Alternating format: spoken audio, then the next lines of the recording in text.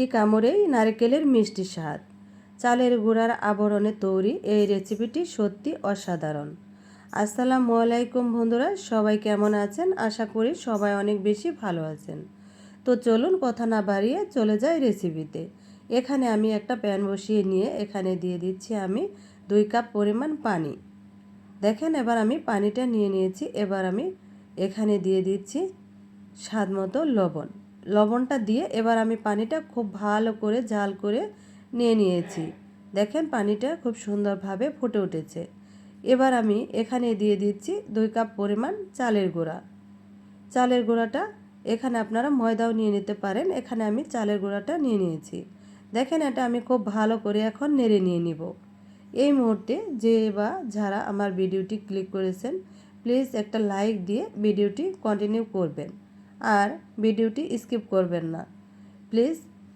এখানে আমি দেখেন খুব সুন্দরভাবে এখন ঢাকনা দিয়ে ঢেকে দিয়ে দিচ্ছি যাতে করে এটা খুব তাড়াতাড়ি সিদ্ধ হয়ে আসে।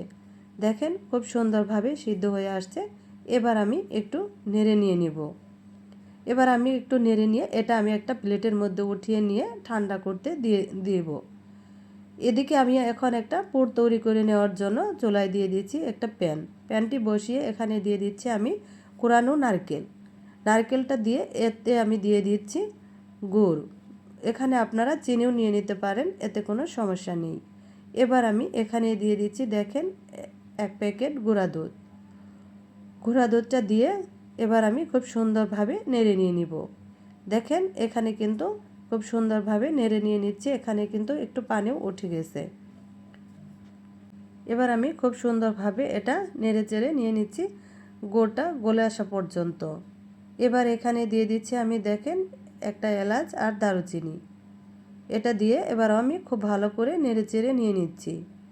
ভিডিওর মাঝে কথাবার্তায় কোনো ভুল হলে প্লিজ ক্ষমা সুন্দর দৃষ্টিতে দেখবেন। এবার দেখেন পোটা খুব সুন্দরভাবে তৈরি করে নিয়ে নিয়েছি।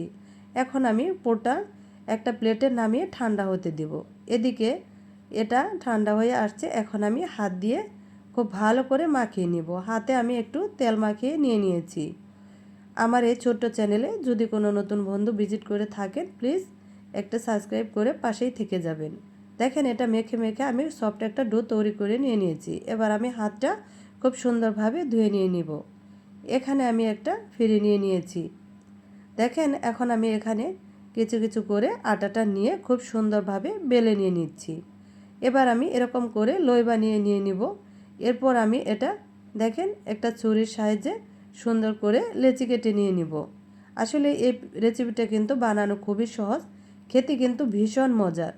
এটা আপনি যে কাউকে খাওয়ালে সে আসলেই অনেক প্রশংসা করতে বাধ্য হবে। দেখেন এবার আমি একটা করে এখান থেকে লেচি নিয়ে আমি এখানে বাটির মতো করে বানিয়ে নিয়েছি।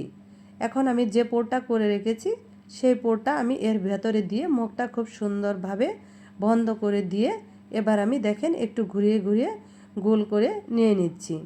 প্রতিটা পিঠা আমি এভাবে করে তৈরি করে নিয়ে নিয়েছি। এবার আমি চুলায় চলে যাব। দেখেন চুলায় আমি একটা প্যানের মধ্যে 2 কাপ দুধ নিয়ে নিয়েছি। দুধটা আমি আগে থেকেই খুব ভালো করে জাল করে নিয়ে নিয়েছি।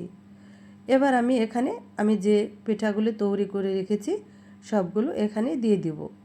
দেখেন কত সুন্দরভাবে এটা পলক এসে গেছে। এবার দেখেন আমি সুন্দরভাবে নাড়িয়ে নিচ্ছি।